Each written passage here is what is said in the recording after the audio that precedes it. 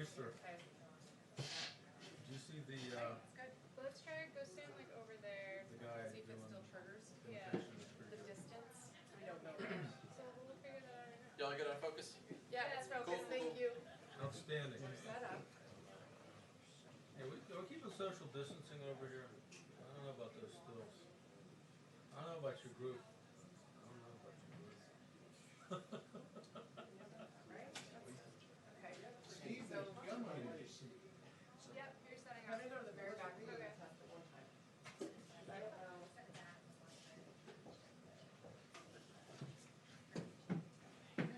Yep. Okay, Yeah, but good. it's home, John. It's home. Great. That's what happens when it gets close to the end of the semester. Kids just don't care anymore. Yeah, they don't. They just stick them under the desk.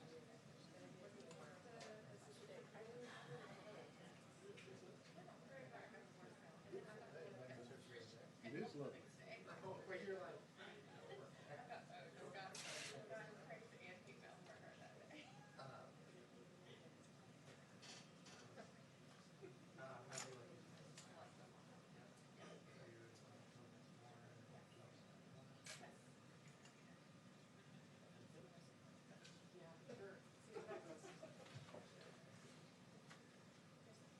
You gonna leave it like that?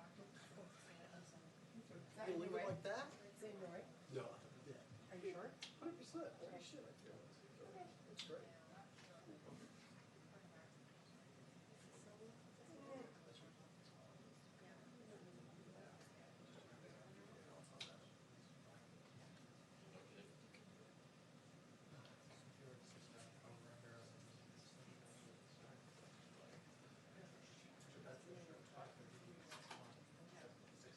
One more focus, Boo, you good?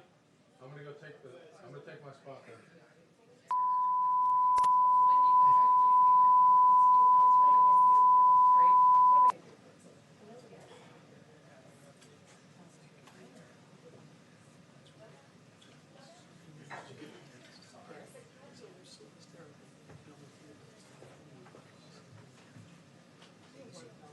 Yeah, that's right.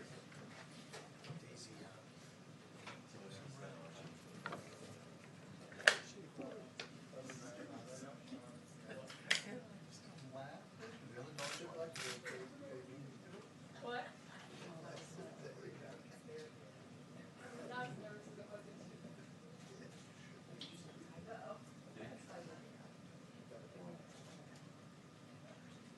Robocam should be full. Outstanding, say so.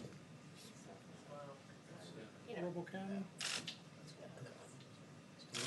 Robo Kaminsky.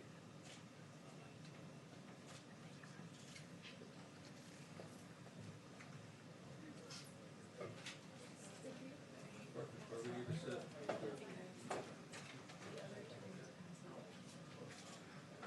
So, if it ever comes to If fruition. you don't mind work if you're good with it?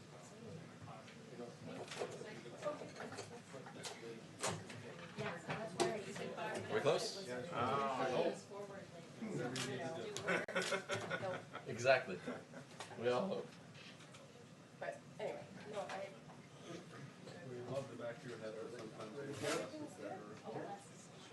No, some that shows it's the visual ambiance. I saw that man in the 80s. Visual ambiance.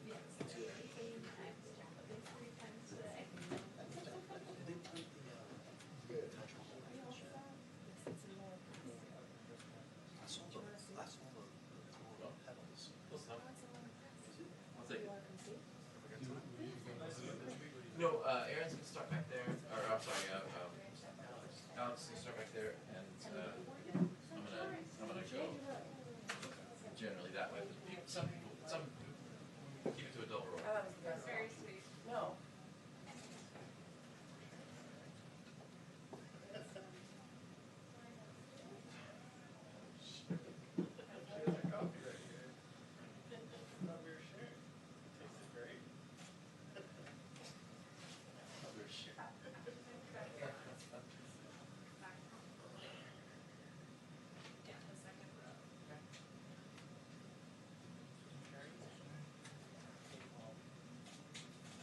We can't figure out where your seat is, seriously. That was me. John, Just gave us a 10-minute warning. 10-minute warning? He just That put mean- in 10 minutes, a minute. There, yeah, I saw that. 10 minutes. 5 knots? 6 He knots? wants an escort to a seat. Yeah, seriously. I'm sorry, you guys, all my Air Force my jokes are probably not. Right here. Only a couple of us are good.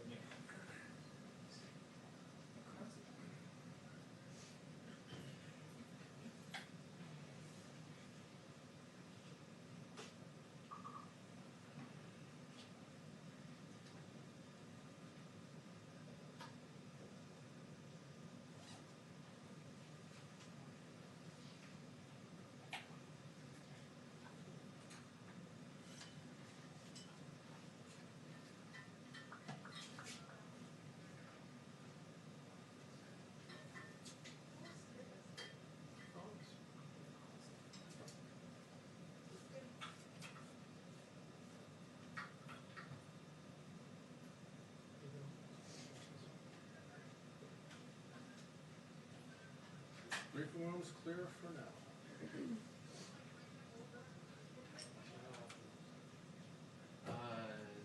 Beverly Hills are just a little bit tough, just so people get what they need from their spot and get settled. Like from that position and that position, got these in the first part of this was kind of hand down these notes, so they don't really get much variety at first. So it's really when they're ready, they can say get these spots.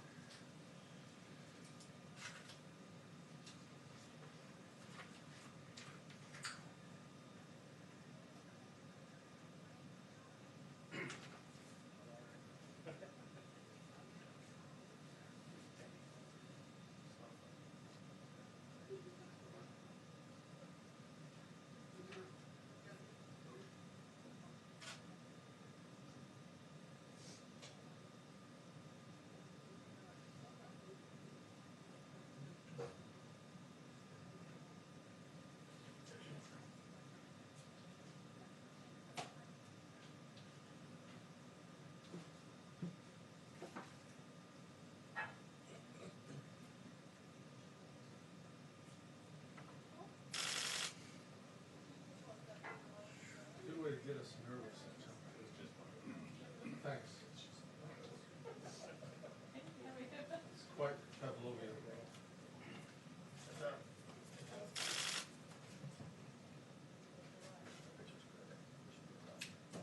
I was excited to show you. I just don't want to.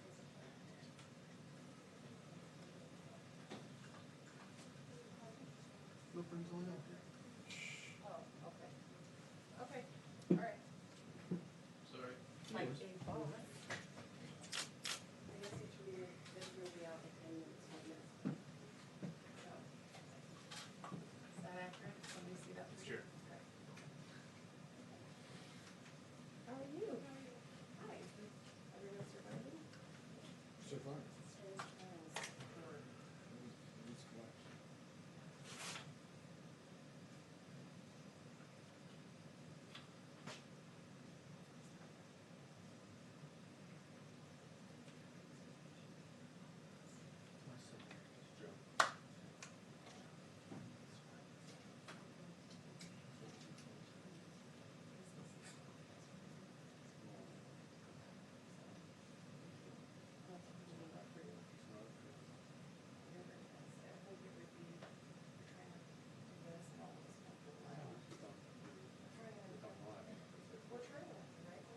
What's that? John, a little bit. We like to bug and bump John. He likes Just to, a he little. likes to touch me. Not me. Not for now. Not for a while. Yeah.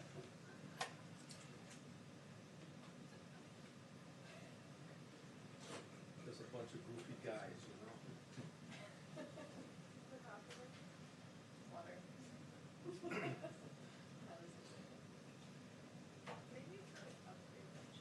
I'm told we're having a lab. Told Margo, some lab. There isn't that much originality. There isn't that much. There aren't that many colors on the sheet. Well, I requested lab. Oh, okay. That's the word for There it. you go. You know what you could do if you really wanted to? You could bring in like 25 sprigs of lavender, and they could tape fresh lavender on I our. like that. Yeah. It's innovative. That's Yeah. cutting edge. Yeah. You know? It's like nostalgic, like cutting edge. And in, Synergy. in addition to taking your temperature, if you can't smell the lavender, You're the one business. It's a synergy. Synergy's kind of bad. probably. But aren't we all?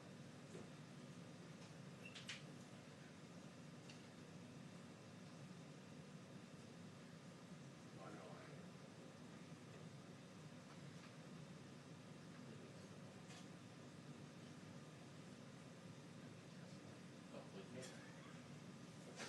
But not until 2 minutes. How did your photo turn yesterday? Did you like it? It was, if I'm being honest, it was a little tight, and so it's not spot on. But Was it just all tripod there? well, yeah, I had to have a long lens and be up and behind. What were you aiming for? Tight headshot or? I was going to no, something wider. I wanted to send out get the camera a little further.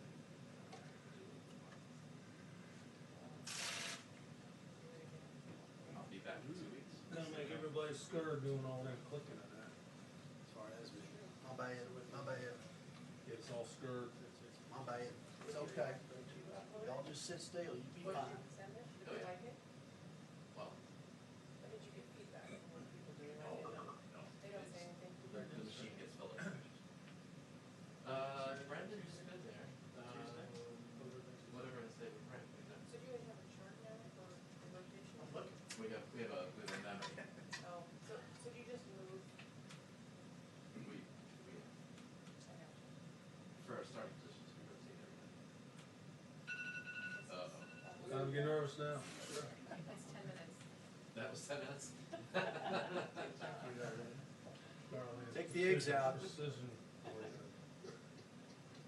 I thought it was a 2-minute egg, not a 10-minute egg.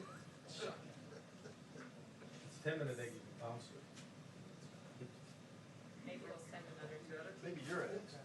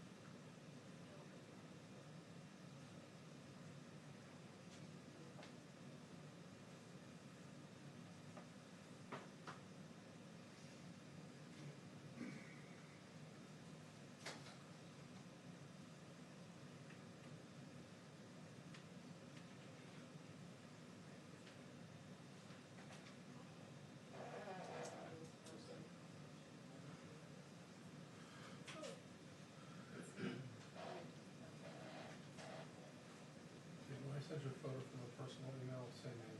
It was opening for you and you still touched the knob. Another one you may know. Why are Anyway, people still touching the store? some people thought I'd done it before it was spam or something. I would never You may say- consider it spam, but it's your way. Yeah, I'll be the judge of It's that. coming your way. It just shows some what they can see kind of. I know, I'll come a lot.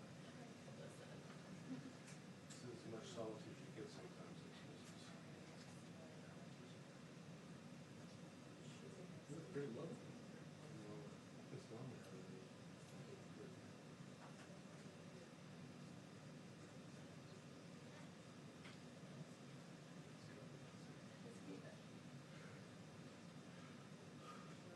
Miss your old leg room.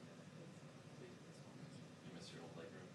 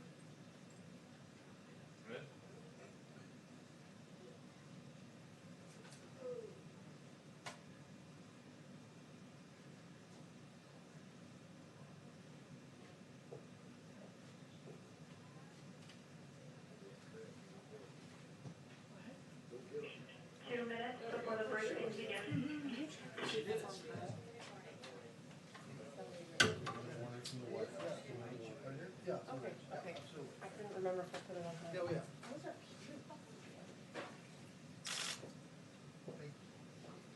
I don't know what I did.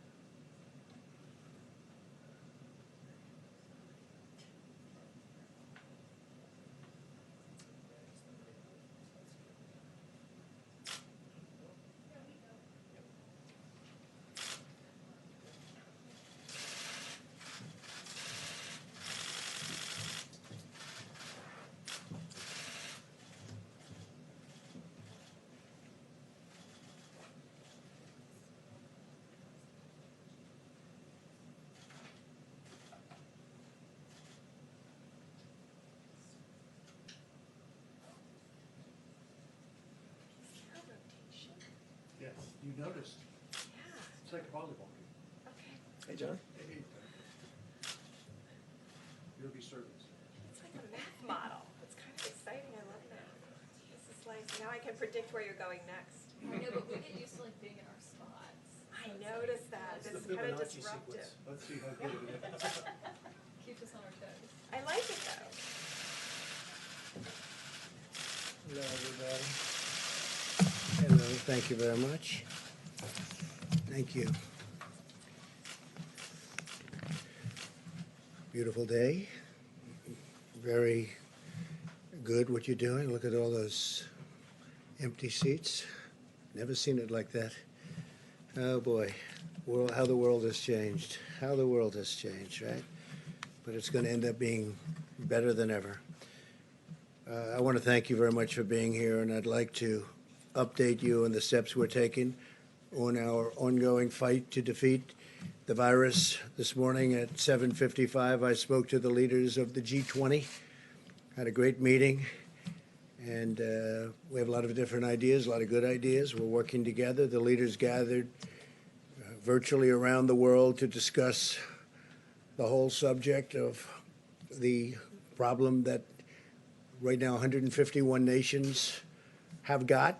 We had President Alberto Fernandez of Argentina, Prime Minister Scott Morrison of Australia, President Jair Bolsonaro of Brazil, Prime Minister Justin Trudeau of Canada, President Xi of China, President Emmanuel Macron of France, Chancellor Angela Merkel of Germany, Prime Minister Modi of India, President Widodo of Indonesia, Prime Minister Giuseppe Conte of Italy, Prime Minister Shinzo Abe of Japan. Congratulations to Japan on making a great decision on the Olympics. We're going to make it next year, 2021. President Andres Manuel Lopez Obrador of Mexico. I want to thank the President of Mexico for having done such a great job with respect to the military. We have 27,000 Mexican soldiers on our southern border, and very few people are getting through, I can tell you that. We got to keep it that way. And we have a great relationship with Mexico now. President Putin of Russia, King Salman of Saudi Arabia, President Ramaphosa of South Africa, President Moon of, as you know, a country that we spend a lot of time in, South Korea. We're working very hard on that. Prime Minister Sanchez of Spain, President Erdogan of Turkey, Prime Minister Boris Johnson of the United Kingdom, President of the European Commission, Ursula von der Leyen, President of the European Council, Charles Michel, United Nations Secretary General Antonio Guterres, World Health Organization Director Tedros Adhanom, World Bank President David Malpass, and the International Monetary Fund Managing Director Kristalina Georgieva. So that's a big group, but it's a great group. It's and they were all there, every one of them, and we talked about the problem, and hopefully it won't be a problem for too much longer. The United States is working with our friends and partners around the world to stop the spread of the virus and coordinate our efforts. We discussed how vitally important it is for all of our nations to immediately share information and data, and we've been doing that to a large extent, but we'll do it even more so, and to inform our, I guess you could say, form each of us on the fight that we've got going one way or the other. It's a little bit different, but we're handling it a little bit in different ways. But there is great uniformity, I think. It was a terrific meeting, tremendous spirit among all of those countries. You had 20 countries plus the other people that I mentioned, and tremendous spirit to get this over with. After the meeting with the world leaders, I spoke with the governors of our 50 states and territories. Our team has been in constant communication with the governors, and we had a terrific meeting. Somebody in the fake news said that one of the governors said, "Oh, we need Tom Brady." I said, "Yeah." He meant that in a positive way. He said, "We need Tom Brady. We're going to do great." And he meant it very positively, but they took it differently. They think Tom Brady should be leading the effort. That's only fake news, and I like Tom Brady. Spoke to him the other day. He's a great guy. But I wish the news could be real. I wish it could be honest. I wish it weren't corrupt. But so much of it is. It's so sad to see. Just so sad to see. We had a great meeting. I tell you what, I'm sure you have tapes of the meeting. I'm sure that you were able to get tapes very easily. So you had 50 governors plus. And if you had tapes, you'd see it was really, I mean, there's no contention. I would say virtually none.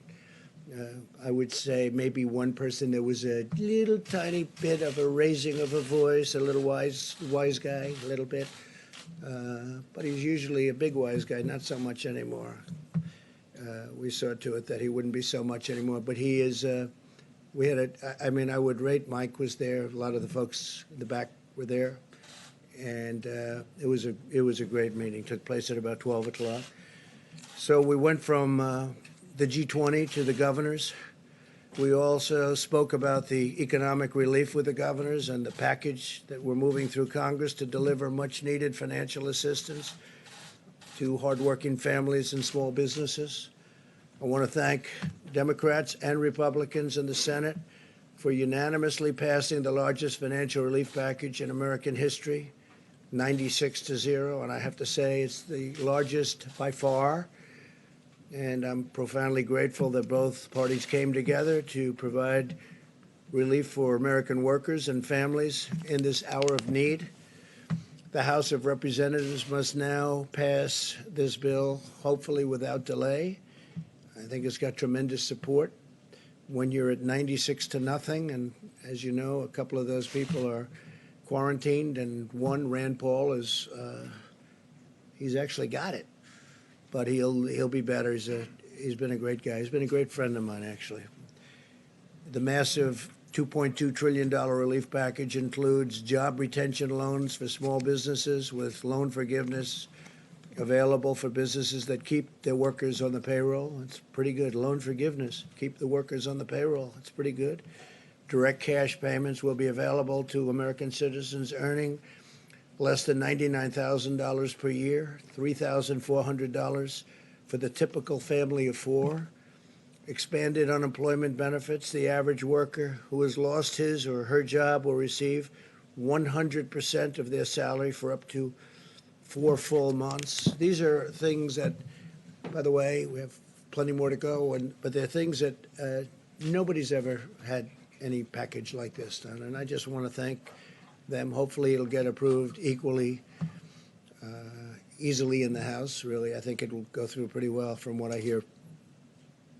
Virtually everybody. There could be one vote, one grandstander maybe. You might have one grandstander.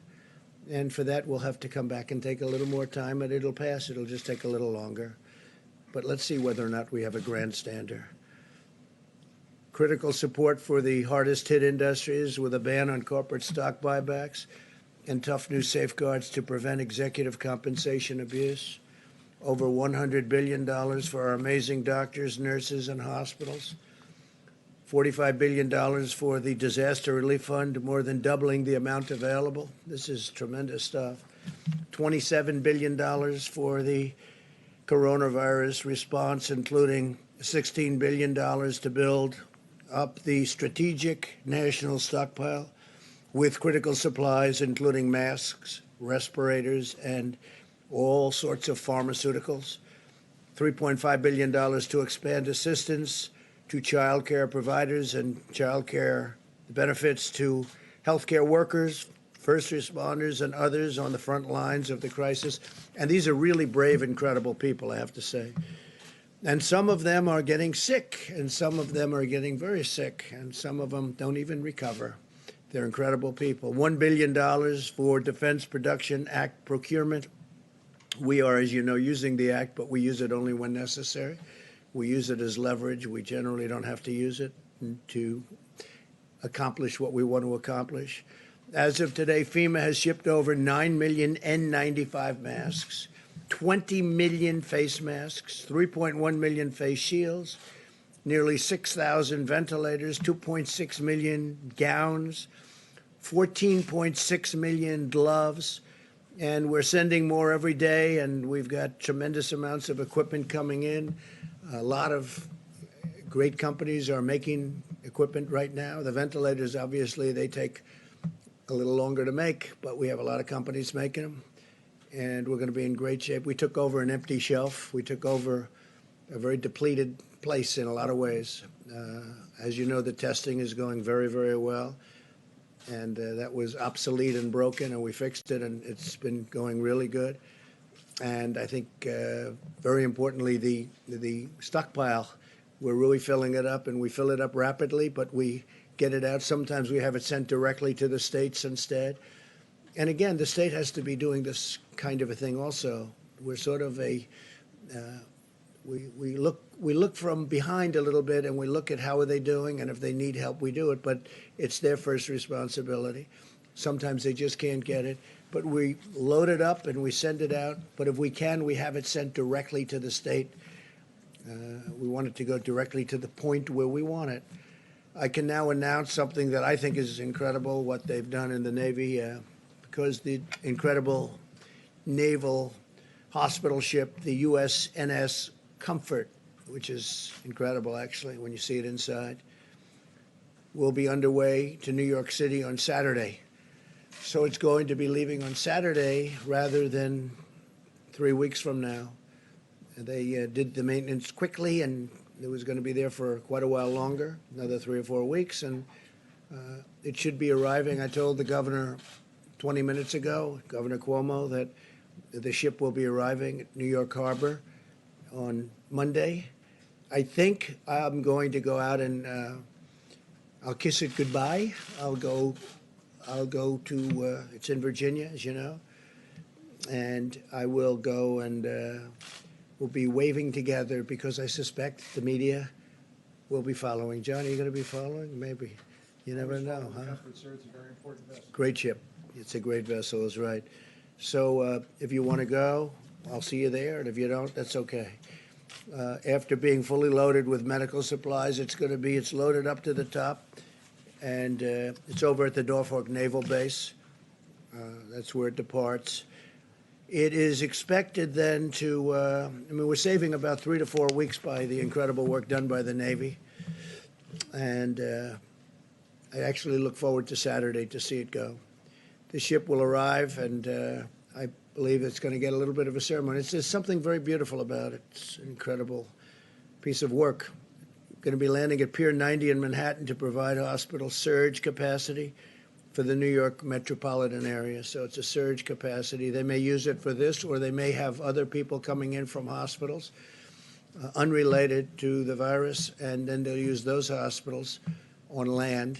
They'll use those hospitals for the virus. But We'll see how they do it. They could do it either way, one way or the other, whichever one is best.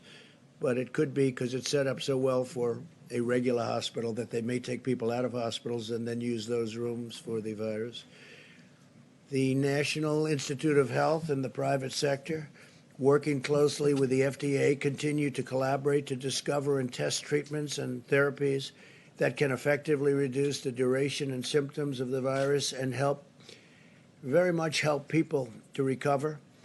And I'm firmly committed to bringing these treatments to market very quickly. We have a lot of tests going on with regard to different medicines, and I hope we get lucky. I hope we hit. A lot of talented scientists and doctors are working on therapeutics, a cure, vaccines. I think we're doing very well. Tony may speak to that a little bit later, but I think we're doing very well with regard to the vaccines. I think we're doing well with regard to a lot of the things I just mentioned, but we'll have to see what happens. We're going to know fairly soon about a lot of them. But it's very advanced, and the vaccines are very advanced prior to, as you know, a fairly reasonably long test period of, in that case, over a year. Every American should be proud of the incredible spirit our country has brought to this effort. It's been incredible. Citizens from all walks of life have come together to turn the tide in this battle. We're witnessing the extraordinary power of American unity like a lot of people have never seen. Even getting a vote. You're talking about trillions of dollars and you get a vote of 96 to nothing. We are waging war on this virus using every financial, scientific, medical, pharmaceutical, and military resource to halt its spread and protect our citizens. I want to express our tremendous thanks to the American people for continuing to practice social distancing like you people are practicing right here. I don't know, this room may never be the same. Maintaining good hygiene and follow government guidelines. Vice President Pence lifts up that card every time. And it's not very complicated, but hopefully you can do that. And your commitment will make all the difference in the world, and that's one of the big ones will be, for a while, stay home. Just relax, stay home. Making a lot of progress. As we continue to gather more information and accelerate the testing, where we're doing record numbers of tests now, far more than any other country has done. I told you yesterday, 8 days here, because you heard so much about South Korea. The media kept talking about South Korea, South Korea. We have a great relationship with President Moon in South Korea. But when I hear so much about South Korea, so in 8 days, we do more testing than they did in 8 weeks. And it's a very highly sophisticated test. We'll be able to deploy even more data-driven and targeted approaches to slow the ultimately, it's a very devastating thing, but we will vanquish this virus, and a lot of progress has been made. That's why earlier today I sent a letter to America's governors describing how we will be using the data to update existing guidance on social distancing, which will be developed in close coordination with our nation's public health officials and scientists. Because of the sacrifices of our great doctors and nurses and healthcare professionals, the brilliance of our scientists and researchers, and the goodness and generosity of our people, I know that we will achieve victory and quickly return to the path of exceptional health, safety, and prosperity for all of our citizens. We have to get back to work. Our people want to work. They want to go back. They have to go back. And we're going to be talking about dates. We're going to be talking with a lot of great professionals. But this is a country that was built on getting it done. And our people want to go back to work. I'm hearing it loud and clear from everybody. So we'll see what happens. We're going to have a lot more information early next week, and we'll be reporting that back. But I just want to leave it with you. We have to go back. This is the United States of America. They don't want to sit around and wait, and they'll be practicing. And by the way, a lot of people misinterpret when I say go back. They're going to be practicing as much as you can, social distancing and washing your hands and not shaking hands and all of the things that we talk about so much, but they have to go back to work. Our country has to go back. Our country is based on that. And I think it's going to happen pretty quickly. I think it's going to happen pretty quickly. A lot of progress is made, but we got to go back to work. We may take sections of our country, we may take large sections of our country that aren't so seriously affected, and we may do it that way, but we've got to start the process pretty soon. So we'll be talking to you a little bit more about that next week. And with that, if you have any questions, you could ask, and then I'm going to have Vice President stay behind, and he's going to take questions and also introduce some of the people. You could ask them some questions. John, please. Mr. President, okay, unemployment numbers out today, 3.3 million. Yeah. I take it not a surprise. No, not at all. But still a staggering number. Oh, I'm sure. wondering about your perspective on that. Well, it's nobody's fault, certainly not in this country. Nobody's fault. We got very lucky when we made a decision not to allow people in from China at a very early date. I say that because some people don't want to accept it, but this was a great decision made by our country. Or there's the numbers that you're talking about. We're a big country. That'd be far greater, far bigger. So when I heard the number, I mean, I heard it could be 6 million, could be 7 million.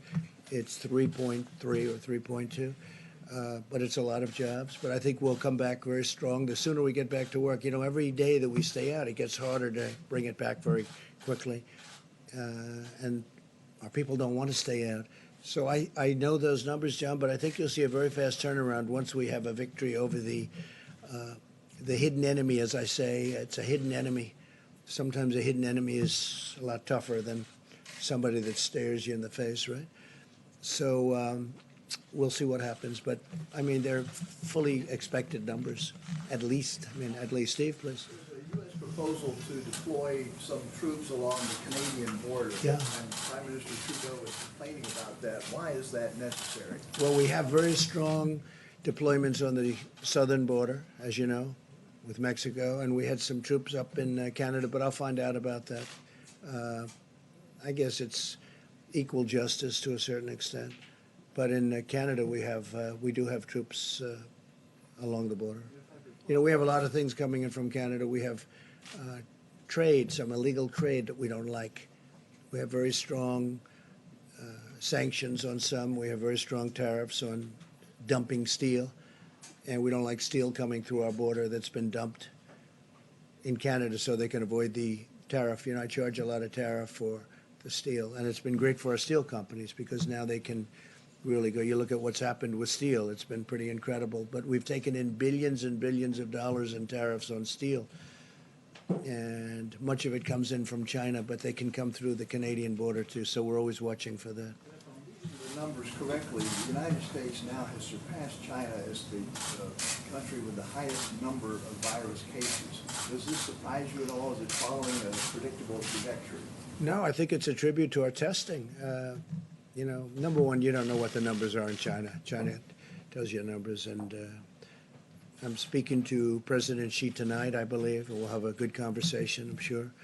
But you just don't know, you know, what are the numbers.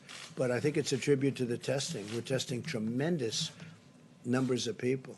And every day, the way the system works, and I want to thank especially Roche has been fantastic, great company. They've done a tremendous amount. Deborah was telling me before that they've really stepped up to the plate and done great, as have other of the companies, but it seems that they're really doing it particularly well. So, you know, we'll see what happens there. But it's a tribute to the amount of testing that we're doing. We're doing tremendous testing. And I'm sure you're not able to tell what China is testing or not testing. I think that's a little hard. Yeah, Mr. President, on the 3.3 jobless claims, you just suggested it could 6 to 7 million. A lot of those workers. No, I didn't say that. No, you're wrong. I didn't say that. I said some people were projecting that it would be 6 or 7, and it's, I believe, 3.3. Came in at 3.3. Yeah. Millions of Americans out of work. Some of them will be losing their insurance. What's your plan to make sure, through no fault of your own, as you just mentioned, that they stay insured? Are you willing to plus up the subsidies for some of the exchanges under Obamacare, expand Medicaid? What's being considered? So, well, I mean, the things I just read to you are being considered, and other things are being considered. People are going to be getting big checks, and it's not their fault. What happened to them is not their fault. For their health So we're doing a lot of different things on health insurance. We have meetings on it today. We're taking care of our people. This is not their fault, what happened, and we're taking care. We're starting off by sending them very big checks. I think for a family of four, it's about $3,000.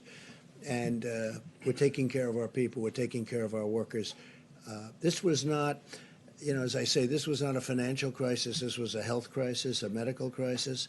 We're going to take care of our people. Please, yeah. Please. The National Restaurant Association came out. Restaurant. With a survey this morning saying that 3% of all restaurants in this country have shuttered for good in the past 3 weeks, and the projection is that 11% more are going to close in the next 30 days. So, what do you say to a restaurant owner who is looking at his sheets and thinks he has to close within the next 30 days? Well, I know the business very well. I understand the restaurant business. It's a very delicate business. It's a business that it's not easy. I always say in a restaurant business, you can serve 30 great meals to a person or a family, and they love it. One bad meal, number 31, they never come back again. It's a very tough business, but they're great people that run restaurants. And I've heard 3% could be lost, and you could go as high as 10 or 11%. But they'll all come back in one form or another. It might be a different restaurant, but it's going to be a great business for a lot of people. And we're making it easy for people to look what we're doing in terms of loans, what we're doing in terms of salaries. They'll all come back. It may not be the same restaurant, may not be the same ownership, but they'll all be back. Yes, sir, please. So you mentioned the pledges from American companies to provide supplies, but does it get, as we top 81,000 cases in the U.S., does it make sense to re-look at using the Defense Production Act? Well, I talked about the Defense Production Act a lot, and I've enacted it. I have it. I can do it with a pen. And we have actually used it on 2 minor occasions, and then we could withdraw it. But for the most part, the companies, we don't need it. We say, we need this, and they say, don't bother, we're going to do it. I mean, we're dealing with Ford, General Motors, 3M. We're dealing with great companies. They want to do this. They want to do this. They're doing things that frankly, they don't need somebody to walk over there with a hammer and say, do it. They are getting it done. They're making tremendous amounts of equipment, tremendous amounts. And when this is over, we're going to be fully stockpiled, which they would have never been except for a circumstance. This was something that nobody has ever thought could happen to this country. I'm not even blaming. Look, we inherited a broken situation, but I don't totally blame the people that were before me and this administration. Nobody would have ever thought a thing like this could have happened. But the Production Act, Defense Production Act, is a wonderful thing, but I just haven't had to use it. They know it's activated. They know I can use it. Maybe that frightens them a little bit. It's got tremendous power, but I haven't had to. Please. Thank you, sir. Question for me, and then another question, if you'll let me, for some of my colleagues who are social distancing. Where are they? They're all outside trying to get in. I know. The first question has to do with cruise liners like Carnival and Royal Caribbean. They want this relief aid, but they're worried that because they offshored to places like Panama and Liberia, they might not qualify. Senator Hawley has said that they should move back to the United States before they get a check. Do you agree? Should they pay U.S. taxes to get U.S. taxpayer relief? So I'm a big fan of Senator Hawley, and I also like the idea. There were some senators that didn't want to do anything, like Carnival, great company, but they're based in different places. I won't tell you why. I could tell you exactly where they're based, but I won't do that. But they're based in actually more than one places. Ships are registered in different locations. I do like the concept of perhaps coming in and registering here, coming into the United States. It's very tough to make a loan to a company when they're based in a different country. But with that being said, they have thousands and thousands of people that work there, and maybe almost as importantly, that work on shore, filling these ships with goods and products. And the cruise line business is very important. And I know Carnival, what a great job they do, Mickey Harrison. And I would think that we could stick with Senator Hawley and maybe really look at that very seriously. look, it's a big business. It's a great business. It's a business that employs tremendous number of people outside of the ship itself. I mean, you look at these ports. It's loaded up with shops and people that are involved with the ship. So we're going to work very hard on the cruise line business, and we're going to try and work something out. But I like the concept. Yeah, go ahead. Thank you, sir. The Senate bill includes aid that's directly tied to the airlines. And since before the pandemic, Boeing was already suffering from, the losses of 737 MAX airplanes. Do you think it's appropriate to use this legislation to sort of provide them with $17 billion of aid on top of, $25 billion that they could qualify for as a passenger airline, and then another $4 billion that they could qualify for as a cargo airline? Is that fair? So the airline business is a very tough business. Over many years, it's been very, very tough. It's got everything. It's got labor. It's got very strong, powerful, you look at the cost of these airliners. Everything is tough, very highly technological. You look at how complicated, how complex. It's got unions. It's got everything. The airline business, generally speaking, has unions. It's a very tough business, always been a very tough business. With that being said, we have to keep our airlines going. And we're going to be using some. Now, maybe we'll take a piece of the airlines for the country, for our country, where we loan money and we take a piece. It's all fully ready. We're ready to go. But if we didn't do that, we'd end up with no airlines, and we can't do that. The airline business is very vital to our country. It's a tough business. We have to understand that. So I could tell you other businesses that are different kinds of business. They're very good businesses. But airlines have always been very, very tough. Please. 2 questions for you, Mr. No, President. please. 2 questions for you. Yeah, I didn't call you. I called this gentleman. Thank you. Thanks a lot. On Monday, Who are you with? did you speak with? Who are you with? I'm with Bloomberg. Yeah. Bloomberg News, Mario Parker. How's Michael doing? Good? Mr. President, on Monday, did you speak with Chinese President Xi before you urged Americans to not blame Asian Americans for the coronavirus? We noticed that you backed off of that language. I know you're speaking with him again No, I tonight. didn't. I'm speaking to him tonight. It's scheduled to go tonight. I'll have a call with President Xi of China. Very good relationship. No, I didn't like when they came up, and it wasn't him. Somebody at a lower level, mid-level, we found out pretty much. But they made a statement that our soldiers brought it into China. No, it came from China. And, we just signed a very big deal with China. They're paying us a lot of money in tariffs and other things. They never paid us 10 cents. Look, China has taken advantage of the United States until I came here with Sleepy Joe Biden and Obama and Bush and everybody else. I'm not blaming them. I'm blaming everybody. They were allowed to $500 billion a year they were taking out. We had trade deficits that were so large, nobody's ever seen anything like it. And we've changed it. Look, now we're taking in billions of dollars, and we gave some to our farmers because China, they targeted our farmers. And our farmers are very happy, and our farmers got through a very rough period because of what I was able to do. Took the money from China and gave it to the farmers, and we had plenty left over after that. Now we're going into a phase 2 negotiation with China, but we're getting 25% on $250 billion, and then we're getting a lot on money after that. So we've never had a deal with China. China took advantage of the United States. And you know what? I don't blame China for that. I blame the people that were right here because they should have never allowed it to happen. But the relationship with China has been a very good one. John? Mr. President, did President Xi ask you to calm that language down or to not use that language? He never asked me to comment on it. No. Somebody might have spoken to somebody, but nobody spoke to me about it. I think it was time, though, because, I talk about the Chinese virus. And I mean it. That's where it came from. If you look at Ebola, if you look at Lyme, right? Lyme, Connecticut, you look at all these different horrible diseases, they seem to come with the name, with the location. And this was the Chinese virus.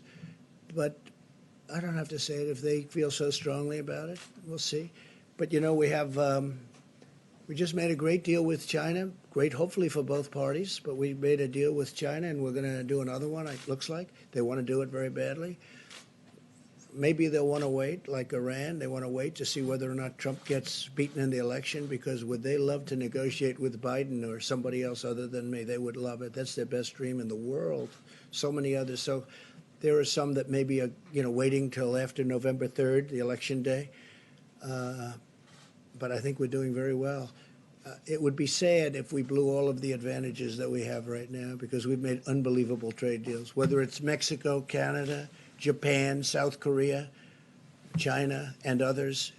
We have changed the whole thing around. Please. Mr. President, earlier today you sent a notification letter to the nation's governors saying that you will soon come out with new guidelines about social distancing and other items. Do you have any data yet to suggest which specific areas of the country may have their guidelines relaxed, Yeah. which areas of the country may have their guidelines I think tightened? Deborah will talk to you about that, and Tony in a few minutes. But I think we'll start talking about that, because we have to open up. We can't say, let's close. People don't want to close, John. I say it again and again. The reason I do, because I want you to report it eventually. Go ahead, Steve. How would that work without widespread Go ahead, testing, Steve. though, Mr. President? From President Xi tonight, what do you want to talk to him about? Yeah, it's his call. I mean, I'll talk to him whatever he wants to. I mean, we'll have, I think, a very fruitful call. We'll have a good call tonight at 9 o'clock, please. Is it about the virus, though, sir? Yes, in the back.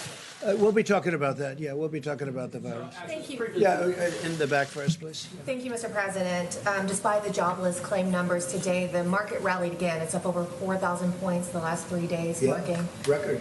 the largest charge since 1931. Do you think that the economic uncertainty has passed? Given the market? No, not yet. It hasn't passed, but it's come a long way. I think they think we're doing a really good job in terms of running this whole situation having to do with the virus. I think they feel that. I think they feel the administration, myself and the administration, are doing a good job with keeping, very importantly, people informed, because there was a great fear, and a lot of good things are happening. The mortality rate is at in my opinion, you'll have to speak to Deborah, Tony, all of the others, but in my opinion, it's way, way down. And that takes a lot of fear out. It's one thing to have it. It's another thing to die.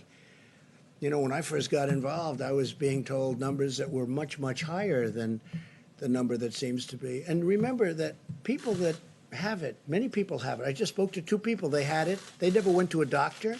They had it, absolutely had it. But they never went to a doctor. They never went to anything. They didn't report it. You have thousands and hundreds of thousands of cases like that. So you have to add that to the caseload also.